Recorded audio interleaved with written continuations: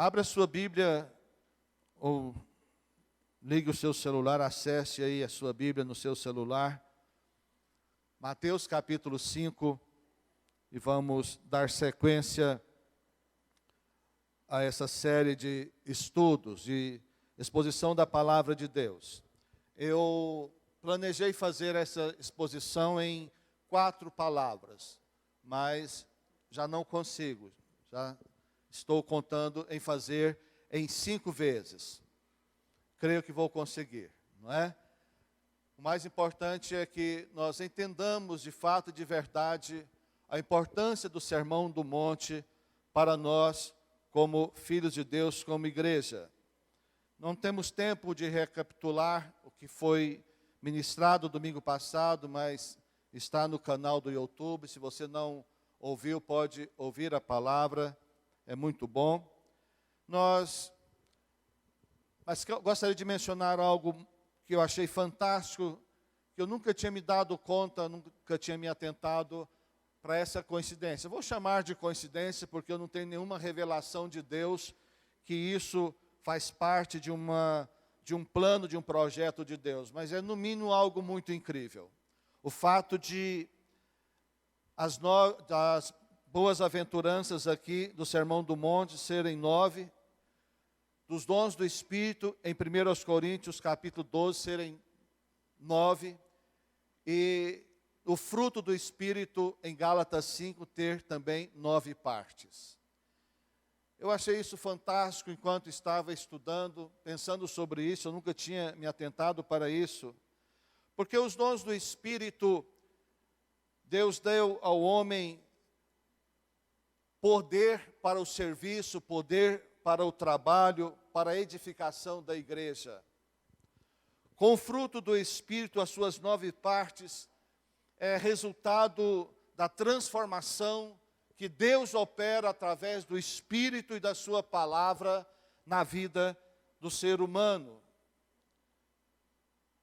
E as bem-aventuranças, que são 9, também todo o Sermão do Monte, preste muita atenção nisso, todo o Sermão do Monte, capítulo 5, 6 e 7, todas as boas-aventuranças, as 9, mas todo o Sermão do Monte, na verdade, é a essência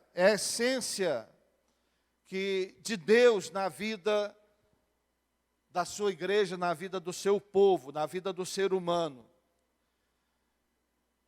E nós precisamos de olhar para o Sermão do Monte não como uma nova doutrina, não como uma outra doutrina ou qualquer doutrina, mas como uma essência de Deus no ser humano. Eu não sei quantos aqui conhecem bem o Sermão do Monte, eu não sei quantos estão lendo. Eu pedi aos irmãos para ler, mesmo antes de terminar a série anterior, já estava pedindo, leia o Sermão do Monte, capítulo 5, 6 e 7 de Mateus, que vai te ajudar, vai te despertar, vai trazer a você algumas dúvidas, vai trazer a você alguns questionamentos, e é importante que você esteja lendo durante todo esse período. Até pedi, se você tem uma leitura programada da Bíblia, de repente é bom você deixar essa leitura programada e ler agora, durante esse período, o Sermão do Monte, porque ele é fantástico, ele é muito poderoso, é algo muito maravilhoso. Então, aqueles que conhecem o Sermão do Monte, sabem o que Jesus estava dizendo, ensinando ali.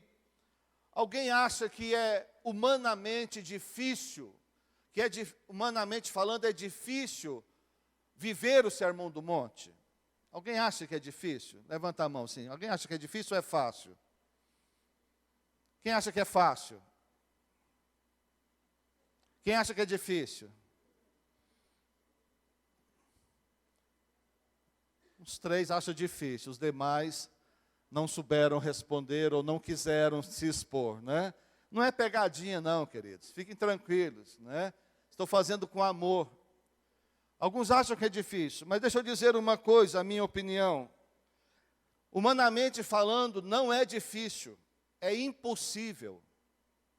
É impossível um ser humano, humanamente, praticar ou viver o Sermão do Monte. É impossível. Leia para você ver o que Jesus está falando. Se o teu irmão pede para andar 1 milha, não ande só uma, ande 2 com ele. Se alguém te pede emprestado, ou te pede de graça, não negue, não vire as costas. E o seu inimigo? Ore por ele. Ore por ele, ore pelo seu inimigo. Não basta perdoar, perdoe e ore por ele. É fácil? Não, é impossível para o ser humano viver todo o Sermão do Monte.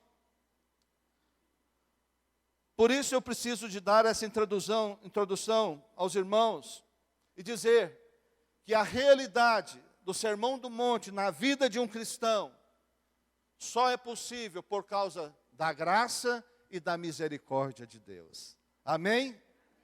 É resultado da graça e da misericórdia de Deus. Alguém quando experimenta a graça, vive a graça, reconhece a graça, recebe a graça, entende a graça, percebe a graça, tem revelação da graça de Deus e da misericórdia de Deus, começa a entender que Deus já imputou ao ser humano todas essas virtudes do Sermão do Monte. E não é uma questão de ordenanças religiosas para se viver, é uma questão de uma essência que há dentro do ser humano. Todos nós temos algumas dessas essências, mas todas as essências é muito difícil, é impossível, melhor dizendo. Mas se Jesus disse, é porque podemos, por causa da graça e da misericórdia do Senhor. O apóstolo Paulo, quando estava vivendo um dos momentos mais difíceis da sua vida, ele chegou a orar 3 vezes a Deus e disse: Senhor, tire de mim isso. E ele chamou aquilo de espinho na carne. E Deus disse para ele: a minha graça te basta, e o poder se aperfeiçoa na fraqueza. Dá para entender isso? Dá para viver isso, sem que você compreenda de fato, de verdade, a graça de Deus? Não dá. No Salmo 63, versículo 3, o salmista Davi diz: a tua graça é melhor do que a vida. A tua graça é melhor do que a vida. Então, embasado na graça, por causa da graça, é possível nós termos essa essência nas nossas vidas.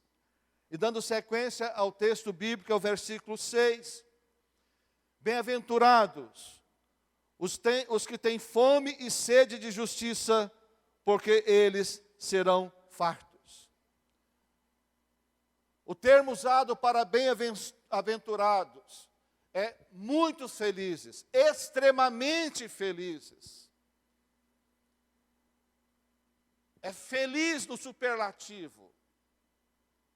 É feliz em abundância, bem-aventurado. É feliz demais, como diz o goiano, é feliz demais da conta. E aí, como pode alguém ser feliz? Pela ótica humana, lendo essas 9 bem-aventuranças. Como é feliz alguém que é pobre de espírito. Como é feliz alguém que precisa ser humilde de espírito, como no versículo anterior. Mais na frente, como pode ser tão feliz alguém que é perseguido e injuriado? Parece um contrassenso, parece uma contradição, mas não é, queridos. É por causa que isso é uma essência de Deus na vida de um cristão que encontrou de fato a vida da graça de Deus. E ele diz: bem-aventurados que têm fome e sede de justiça, porque eles serão fartos. Essa justiça não é o desejo de fazer justiça no seu próprio entendimento, de aplicar justiça no seu próprio entendimento,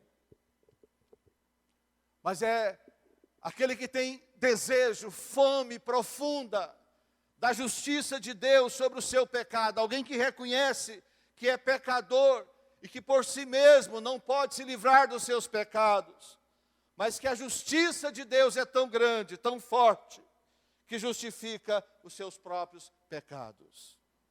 Aí ter fome e sede de justiça.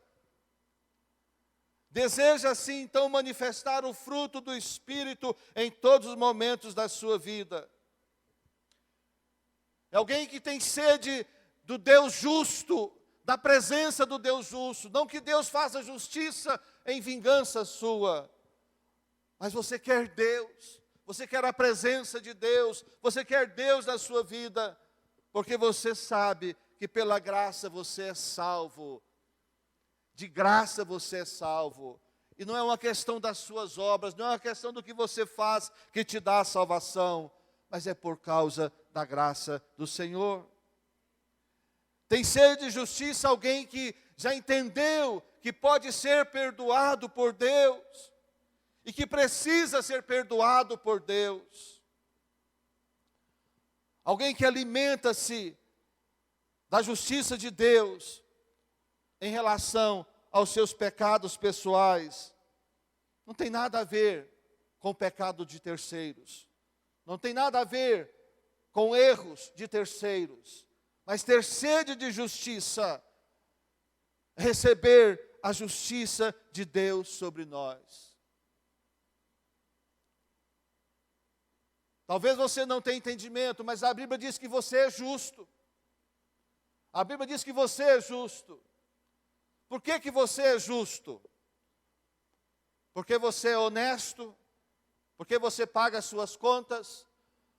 Por isso que a Bíblia diz que você é justo? Não. Não é por causa da sua justiça pessoal, não é por causa do seu comportamento que a Bíblia te chama de justo. Mas a Bíblia te chama de justo porque você está justificado por causa do sacrifício dele. Você foi justificado, você está justificado. E você então tem sede dessa justiça. E sempre após a bem-aventurança vem uma promessa. E a promessa é: porque serão fartos.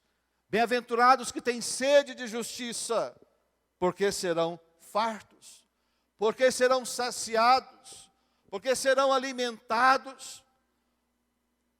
Isso me faz entender que alguém que tem sede de justiça, que entendeu a justiça de Deus na sua vida pela graça, essa pessoa não vive desesperada, acusada por causa das suas deficiências, mas ela sabe que é falha, que é fraca, que tem defeitos, mas que há um que a justifica. Que a sua justificação é por causa da graça de Deus, do amor de Deus, do sacrifício de Jesus Cristo. Versículo 7, mais uma bem-aventurança. Bem-aventurados misericordiosos, porque eles alcançarão misericórdia. Toda a ênfase de Jesus recai sobre o coração. Enquanto os judeus se preocupavam com a prática da lei, aqui eu expliquei domingo passado sobre os 4 grupos que tinha no judaísmo, não posso fazer isso aqui agora, mas principalmente os fariseus e os saduceus, que eram muito fortes, eles estavam sempre exigindo das pessoas, juntamente com os escribas, fariseus e escribas mais que tudo ainda, exigindo das pessoas um cumprimento de uma lei impossível ao ser humano praticar. Porque a lei foi dada sim, mas impossível ao ser humano praticar a lei. Domingo que vem, se Deus quiser, vamos começar falando da lei. É impossível o ser humano viver pela lei. Ainda há alguns cristãos que querem viver pela lei, mas é impossível. Por isso a Bíblia diz que Cristo é a lei. Que a lei se cumpriu em Cristo. Cristo viveu a lei. Isso são detalhes para domingo que vem. Porque há, de certa forma, um entendimento equivocado. E Jesus enfatiza o coração das pessoas. a transformação das pessoas, a mudança do coração das pessoas. Jesus está enfatizando o ser e não o fazer. De fato e de verdade, um genuíno cristão, o que identifica um genuíno cristão não é o que ele faz, mas é o que ele é. É a sua essência, a essência que tem nele. E quando ele anda, isso é notável. Quando ele fala, isso é notável. Quando ele reage, isso é notável. Eu não quero dizer que nós não devemos fazer. Embora a Bíblia diz que nós não somos salvos pelas obras, mas nós fomos salvos para boas obras, para fazer boas obras sim. As boas obras são importantes, somos salvos para fazer boas obras. Mas não são as boas obras que nos salvam. Você entende isso? Jesus enfatiza o ser e não o fazer. E a religião em geral enfatiza o fazer e não o ser. Jesus olha o coração, Jesus trabalha o coração, Jesus quer transformar o interior do ser humano. E bem-aventurados, misericordiosos, porque eles alcançarão misericórdia. E ser misericordioso é ser muito amoroso, ter uma compaixão profunda, é ser sensível também à situação de outras pessoas, mesmo que as outras pessoas estejam colhendo o que plantou. Preste muita atenção nisso. Às vezes nós queremos ser tão justos, que nós queremos justificar o sofrimento de outras pessoas, para justificar, na verdade, a nossa omissão. Ah, fulano está vivendo e sofrendo daquilo porque plantou, porque decidiu. Sim, deixa Deus tratar dessa parte. Mas a Bíblia está dizendo que nós devemos ser misericordiosos. E ser misericordioso só é quem tem uma essência muito viva de Cristo na sua vida. E uma das boas definições de misericórdia é exatamente não aplicar o castigo devido à pessoa. Enquanto graça é um favor imerecido, a misericórdia é não receber ou não aplicar o castigo merecido. Se Deus não tivesse misericórdia de nós, nenhum de nós iríamos para o céu. Por isso eu gosto de dizer que é obra da graça, mas é também da misericórdia de Deus. É obra da graça e da misericórdia de Deus. E ter compaixão de alguém. Eu gosto muito de atender as pessoas que às vezes estão pedindo na rua. Sempre que eu estou com algo disponível, eu dou almoço, eu dou um lanche e até dinheiro. E eu sei que muitos são contrários a isso, até as autoridades orientam a não fazer isso. Mas a gente tem uma experiência de vida e entende que nem todas as pessoas estão naquela situação porque querem estar ali. Elas estão naquela situação porque elas têm um histórico de vida. Muitas estão debaixo de um poder demoníaco muito forte. Outras estão debaixo de uma deficiência mental e emocional. Então eu não questiono isso, não quero saber disso. O que eu quero saber é que se a pessoa está necessitada, se ela está precisando, eu como cristão, eu quero ser bem-aventurado. E eu sou muito feliz em poder agir e ajudar essas pessoas aplicando misericórdia sobre a vida delas, derramar misericórdia sobre a vida delas, abençoando estas vidas. Ora, se eu sou abençoado por causa da graça, também eu devo abençoar, devo ser abençoador por causa da graça. Se Deus foi gracioso e é gracioso comigo, por que eu não posso ser gracioso e misericordioso com outras pessoas também? Bem-aventurados misericordiosos. A promessa é, porque eles alcançarão misericórdia. Porque eles alcançarão misericórdia. Impressionante isso. A lei da semeadura e da colheita, ela funciona em todas as áreas da nossa vida, queridos. Em todas as áreas da nossa vida. O Avalone enfatizou uma parte importante da oferta, que é a de plantar. É bíblico, é verdadeiro. E a gente sempre menciona isso sim. Mas não é só na parte financeira que nós plantamos. Em todos os aspectos. Todas as nossas atitudes podem ser uma semeadura. Todas as nossas palavras podem ser uma semeadura. E quando a gente vai fazer algo, aplicar misericórdia, derramar misericórdia sobre uma pessoa,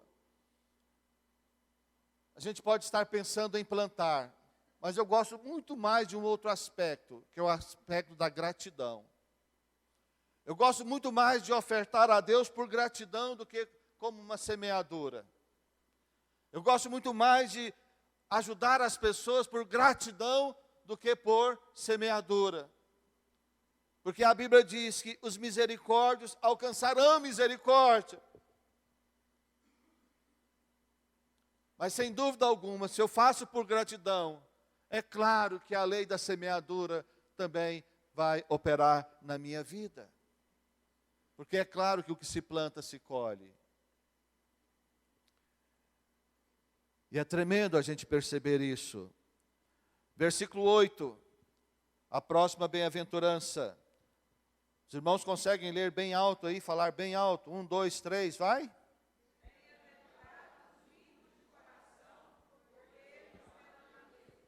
Glória a Deus. Isso é muito bom, os irmãos estão atentos e acordados, não é?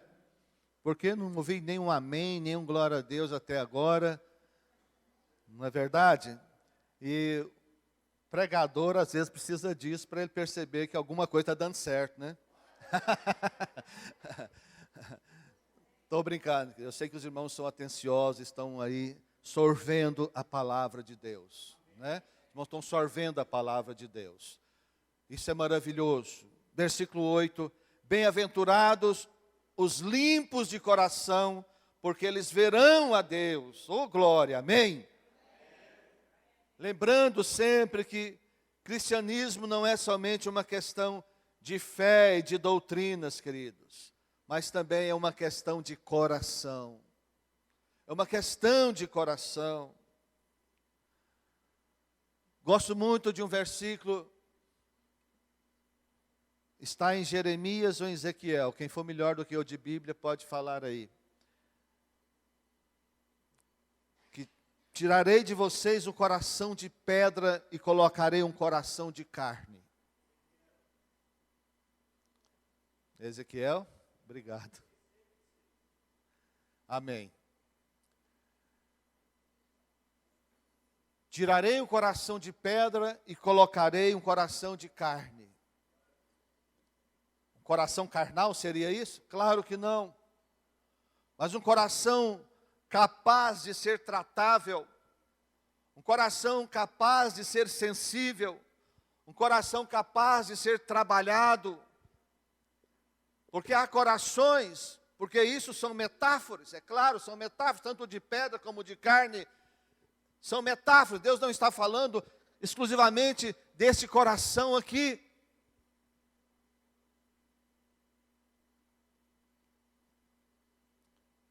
Bem-aventurados limpos de coração, porque eles verão a Deus. Um coração que é capaz também de ser contaminado, de se sujar.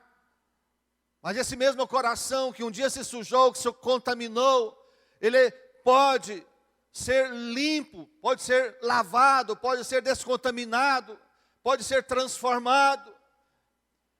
Esse mesmo coração que um dia se endureceu para Deus, se endureceu para uma pessoa, se endureceu em alguma situação, esse mesmo coração, ele pode ser quebrantado, ele pode tornar-se sensível, e pode ser trabalhado por Deus, e sua realidade pode mudar. Na maioria das vezes que a Bíblia fala do coração, a Bíblia está falando do centro da personalidade do ser humano. Em algum aspecto, o coração fala simplesmente do espírito. Em outro aspecto, às vezes fala do órgão que nós temos no peito. Em outros fala de sentimentos, das emoções. Em outros fala dos pensamentos. Mas entenda uma coisa, quando a Bíblia fala de coração em geral, ela está falando de toda a personalidade. Isso inclui mente, isso inclui sentimentos, emoções, isso inclui vontade também. E bem-aventurados os que têm uma mente transformada, renovada pela palavra de Deus. Bem-aventurados que têm emoções equilibradas, saradas, curadas pela pessoa do Senhor Jesus. Bem-aventurados aqueles que têm suas vontades alinhadas com o propósito de Deus. No mínimo disciplinadas. Porque a vontade, às vezes ela quer nos levar para um lugar equivocado. Agora está em Jeremias, que o coração é enganoso. O coração é enganoso. O coração do ser humano é enganoso. Quando a Bíblia está falando do coração do ser humano enganoso, está falando a mente, os pensamentos podem estar equivocados. As suas emoções, os seus sentimentos podem estar equivocados. A sua vontade, o seu desejo pode estar equivocado. Então, muito cuidado. Você precisa de filtrar, limpar o seu coração com a presença de Deus, com a vontade de Deus, com o propósito de Deus na sua vida. Porque o coração, esse mesmo coração onde Deus age, onde Deus trabalha, também esse coração pode ser o centro das mazelas do ser humano. Por isso, bem-aventurados limpos de coração. Jesus disse em Mateus 15:19, do coração procedem os maus desígnios. Do coração procedem os maus desígnios. A inveja, o homicídio, o adultério, os furtos, os falsos testemunhos, as blasfêmias, também procedem do coração. É necessário cuidar do coração. É necessário vigiar o coração. Porque ele é enganoso. E Jeremias diz, extremamente corrupto é o coração do ser humano. Por isso, queridos, nós precisamos de comunhão diária com Deus. A sua dieta espiritual não pode ser uma vez por semana na igreja e uma vez na célula. E às vezes nem isso. Ninguém será tão saudável, espiritualmente falando, alimentando 2 vezes por semana apenas. Você precisa alimentar-se de Deus, da palavra de Deus, da presença de Deus, diariamente. Se o seu organismo, se o seu corpo físico clama por alimento diário, o seu espírito e a sua alma também clamam. É necessário termos sede e fome de Deus, para que o nosso coração seja ajustado com a vontade de Deus, seja alinhado com a vontade de Deus. Uma pessoa que não tem fome, que não tem sede da presença de Deus, de estar com Deus, meus irmãos, uma pessoa que não tem fome fisicamente, é uma pessoa que não está bem, está doente, algo está mal. Da mesma forma é espiritualmente. Algo está errado. É necessário correr e cuidar. Cuide-se. Se você não tem fome, se você não tem sede de Deus, algo está equivocado. Às vezes você tem dificuldade, porque eu também tenho muitas vezes. Dificuldade de orar, dificuldade de ler a Bíblia. Não é tão simples assim.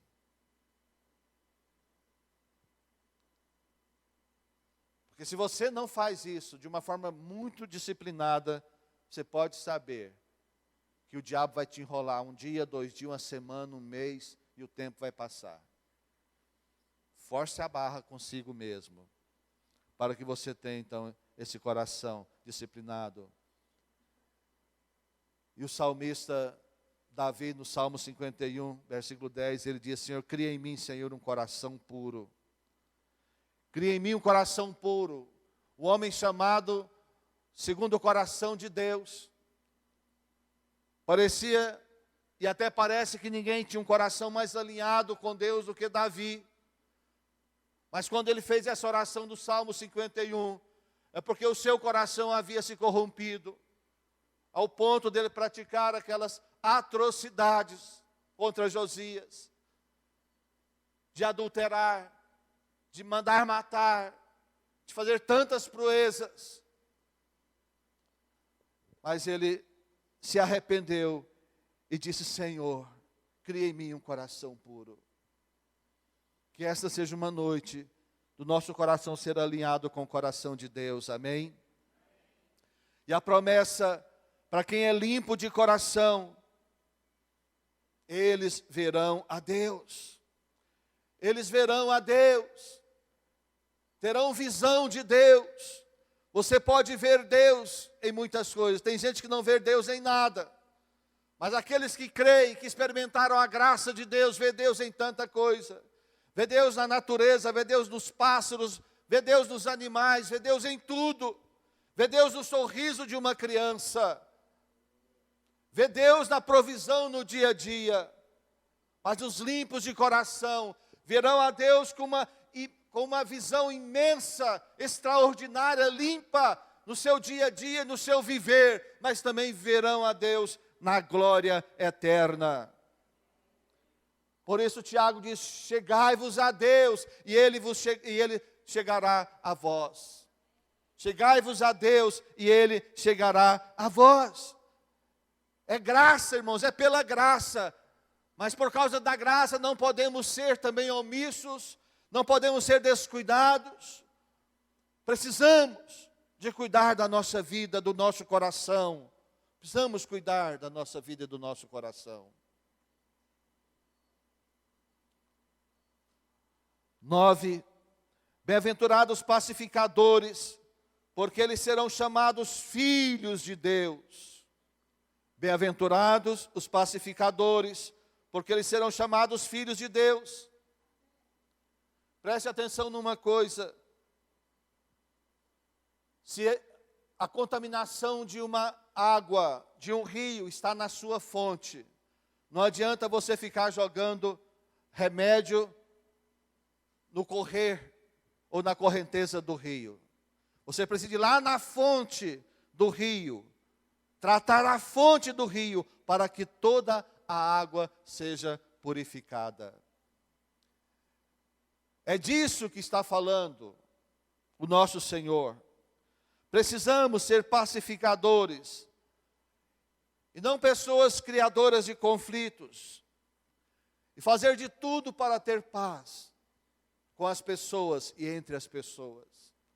Vivemos tempo, meus queridos, em que o mundo vive numa situação muito complicada. A falta de paz é muito grande. E se você for olhar a história da humanidade, a humanidade se clama por paz em todo o tempo. Sempre a humanidade clamou por paz. A ONU foi criada para trazer paz às nações. E ela consegue? Claro que não.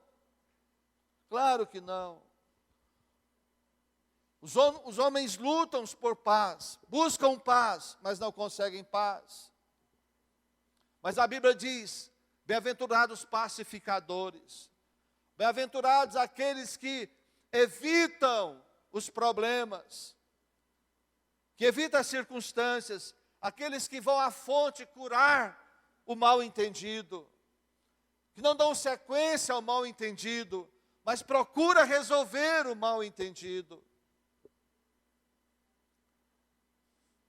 Aquele que não dá sequência à má notícia. Estamos agora na era das redes sociais. Não sabemos o que virá no futuro. Mas já viu que há pessoas que têm muito prazer em divulgar coisas conflitantes, que gera conflitos, que tira a paz das outras pessoas, notícias ruins. E a Bíblia nos ensina que não devemos ser portadores de más notícias. E a Bíblia diz que nós não devemos de maneira alguma ser aqueles criadores de mais confusão, já tem confusão demais. Então, um grande conselho, com muito amor, se o que você for postar, ou replicar nas suas redes sociais, não vai contribuir para edificar e para gerar paz, controle seu dedo, controle seu coração, e não seja um disseminador de intrigas e de problemas no meio da sociedade. Estou falando de coisas religiosas, de coisas da política. Já temos problemas demais na nação, já temos situações adversas demais. Não sejamos nós um a mais em jogar gasolina na fogueira. Bem-aventurados os pacificadores, porque eles serão chamados filhos de Deus.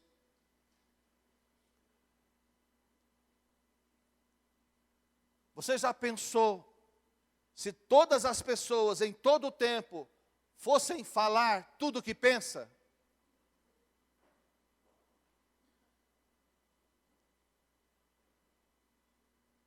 Você acha que o ser humano precisa falar tudo o que ele pensa? Não, não deve falar tudo o que pensa. Se você entende e acredita que tem que falar tudo o que você pensa, que isso é virtude, deixa eu te dizer uma coisa, você está equivocado. Aprendeu equivocadamente, isso não é bíblico. A Bíblia é muito clara em Filipenses 4:8, que deve ocupar os nossos pensamentos e o que devemos falar. Tudo que é verdadeiro, tudo que é puro, tudo que é de boa fama, tudo que é honesto. Em síntese, tudo que contribui para a edificação deve ocupar os nossos pensamentos. E a nossa boca, então, muito mais. Que aquele que não coloca freio na sua língua é como uma represa que arrebenta. Você pode imaginar, já viu uma represa arrebentando? Ela começa com uma fissurazinha no concreto, e se aquilo não for reparado, vai saindo pouquinho, vai saindo, vai tomando uma dimensão, e aquilo pode arrebentar a represa, e aquilo pode invadir uma cidade, e aquilo pode acabar com uma cidade, com muitas famílias e com muitas pessoas. Assim são as nossas palavras, assim também a nossa língua. Se nós não botamos freio, um pouquinho aqui, aquilo vai crescendo, vai tomando uma dimensão, de repente toma uma dimensão tão grande, que acabou a paz no arraial, acabou a paz. Mas a promessa é: bem-aventurados os pacificadores, porque eles serão chamados filhos de Deus, aleluia. Filhos de Deus. E Tiago disse: esteja pronto para ouvir e tardio para falar. Esteja pronto para ouvir e tardio em falar. Eu sei que isso também depende muito do temperamento. Eu sei que o meu temperamento me favorece nisso. Mas quem é sanguíneo, quem é colérico, tem um desafio maior do que eu ainda com a sua língua. Mas o seu temperamento não justifica. Nos explica, nos ajuda a entender você e ter misericórdia de você. Amém, queridos? Então, se você não entende o temperamento do irmão, aplique misericórdia, que vai dar certo, em nome de Jesus. 10, bem-aventurados que são perseguidos por causa da justiça, porque deles é o reino de Deus. ser perseguido por causa da justiça. Não é por causa do seu próprio pecado. Não é ser perseguido porque falhou, porque errou. É ser perseguido por causa da justiça. E a nossa justiça é Cristo Jesus. O diabo nos persegue. Não é por causa de nós, é por causa de Cristo que está em nós. E as pessoas são usadas pelo diabo para nos perseguir. Não é por causa de nós. Não é por causa daquilo que nós fazemos, mas é por causa daquilo que nós somos. Por causa de Cristo Jesus que está em nós. Jesus dá essa orientação. Bem-aventurados os perseguidos, não por causa da forma indigna que às vezes se comporta, mas é por causa da justiça, somente por causa da justiça de Deus. Nós não sabemos muito o que é ser perseguidos aqui. As nossas perseguições são mínimas. São muito pequenas as nossas perseguições. Talvez uma perseguiçãozinha no local que estuda, no local que trabalha, ou dentro da família. Um se converteu, o outro não, então não é compreendido. Há uma certa perseguição, mas são mínimas. Mas em muitos lugares, os cristãos verdadeiros estão sendo mortos. Na história, muitos foram queimados vivos. Em alguns lugares, alguns era tirado parte do seu corpo, com ele vivo, e colocado para assar, fazer churrasco na frente da pessoa ainda viva. Muita atrocidade aconteceu. Muitos eram colocados para os leões atacarem e comerem vivos, e o povo assistindo nos coliseus.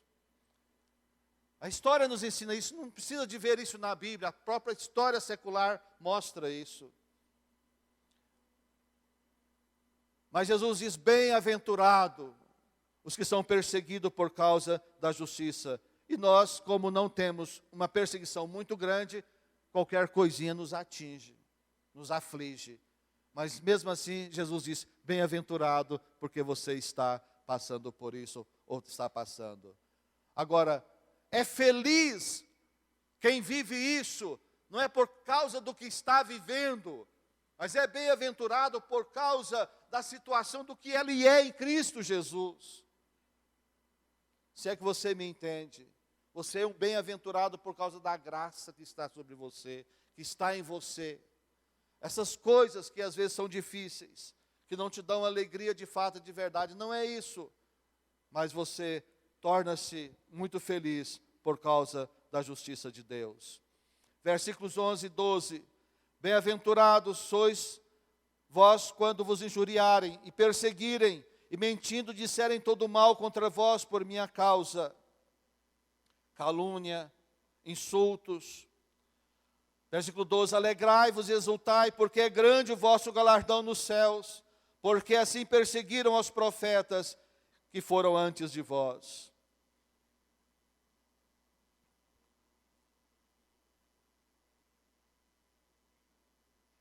O Filho de Deus, de fato, é diferente daquele que não é filho de Deus. E o filho de Deus não deve ser vingativo, não deve retaliar, não deve fazer revanche, não deve nem ser iracundo, diz a Bíblia, mas deve se comportar como Jesus comportou, porque a promessa é essa, grande é o vosso galardão nos céus, porque assim perseguiram os profetas que receberam também galardão. Presta atenção nisso, 3 coisas podem nos governar diante das lutas, das dificuldades e até das perseguições aqui na terra. 3 coisas podem nos governar. Primeiro, a percepção de quem sou. Se eu sei quem sou em Cristo Jesus, eu terei muito mais facilidade de superar essas situações. Segundo, a consciência do lugar para onde estou indo. Se eu tenho a consciência para onde eu vou, minha vida aqui será diferente. A minha dinâmica de vida é outra. Meu comportamento aqui é outro. Minha vida aqui é outra, porque eu sei que não sou daqui, não vim para ficar, estou passando aqui. Jesus disse, vocês não são do mundo. Vocês estão no mundo, mas não são do mundo. Jesus disse bem claro, e eu vou preparar para vocês um lugar. Essa é a nossa esperança. Nossa esperança é a eternidade. Nossa esperança não é aqui.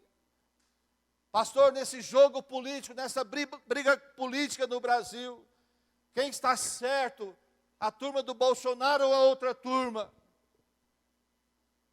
Eu sei que muitos estão errados. E certamente todos erram. Eu tenho a minha convicção sobre a política, mas eu não posso tomar partido brigando por um ou por outro, porque a minha esperança é Jesus. O dia que um homem resolver os problemas políticos e econômicos da terra, preste atenção nisso. Se você viver para ver um homem, isso vai acontecer um dia um homem vai se levantar, vai resolver os problemas econômicos, políticos da terra. Você pode saber que este homem é o anticristo encarnado, e ai de você se estiver com ele. Eu estou fora. Eu não estou trabalhando para resolver os problemas da terra, porque eu sei que não resolve. Não há um homem capaz de resolver. E Jesus disse, o meu reino não é terreno, o meu reino não é desta terra. Meu reino é dos céus, e bem-aventurados em todas essas bem-aventuranças, porque dessas pessoas, dos bem-aventurados, é o reino dos céus, e terá galardão. Terceiro, eu preciso de ter conhecimento daquilo que me espera na eternidade. Que há galardão na eternidade, que há recompensa na eternidade, que a minha maior recompensa está nos céus. Aqui temos tristezas, temos decepções, que temos frustrações. E pastores e líderes que estão aqui, sabem o que eu estou dizendo. Os pastores, os líderes, você que já liderou ou ainda lidera. Como é difícil lidar com a ingratidão. Como é difícil. Mas não podemos deixar de perseverar. Porque o que estamos fazendo é para a eternidade. E também nos espera um galardão. E eu termino com os versículos 13, 14 e 15. Vós sois o sal da terra. Mas se o sal se tornar insípido, com que se há de restaurar-lhe o sabor?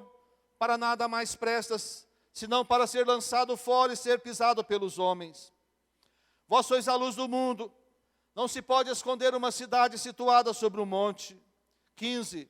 Nem os que acendem uma candeia a colocam debaixo do alqueire, mas no velador, assim ilumina a todos que estão na casa.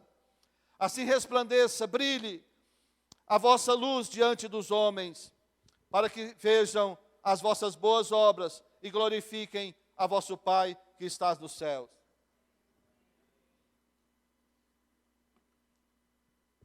O sal e a luz, para terminar. Jesus não está sugerindo que você pode ser sal, que você pode ser luz. Jesus está afirmando que você é o sal, que você é a luz dessa terra. Eu nunca vi um sal que perdesse o seu sabor, a sua capacidade de salgar. Mas certamente há uma possibilidade. Não tenho conhecimento para trabalhar essa situação. Mas historicamente, o sal que estava estragado, de alguma forma contaminado, não sei porquê, era guardado no templo, porque embora naquela região tenha muito calor, seja muito árida, alguma vez podia ter uma neve e eles usavam o sal. Esse sal que não podia ser usado na comida, usava para jogar no caminho por onde os homens passassem. Para que os homens pisassem no sal e não diretamente na neve e não se escorregasse. Não tinha calçados adequados como tem nos dias de hoje. Mas até nos dias de hoje se usa o sal para isso, não é verdade?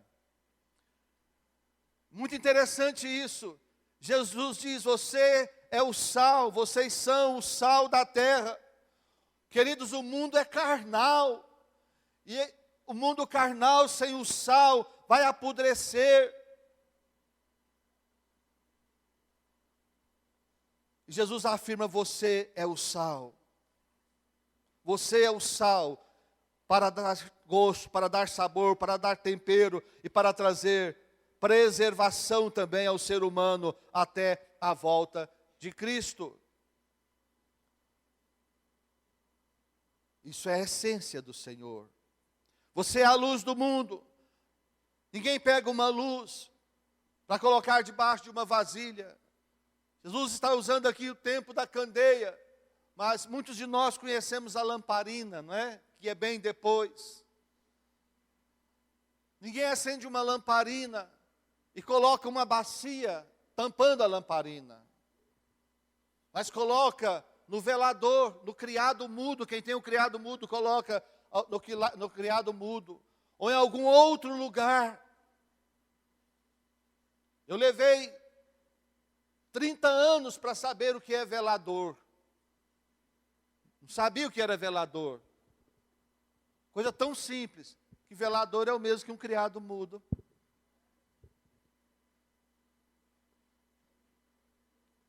Então, queridos, preste atenção nisso. Jesus afirma que você é a luz. E não pode estar escondida. Não pode esconder uma cidade quando ela é situada numa montanha. De longe as pessoas percebem essa cidade. Jesus está falando, há uma essência em você, que é sal, uma essência que é luz. E onde você estiver, isso vai aparecer de alguma forma. Não tem outra maneira, isso vai aparecer de alguma forma. E a luz precisava do óleo. Hoje é o querosene, né? Não sei se ainda era, né? E do pavio.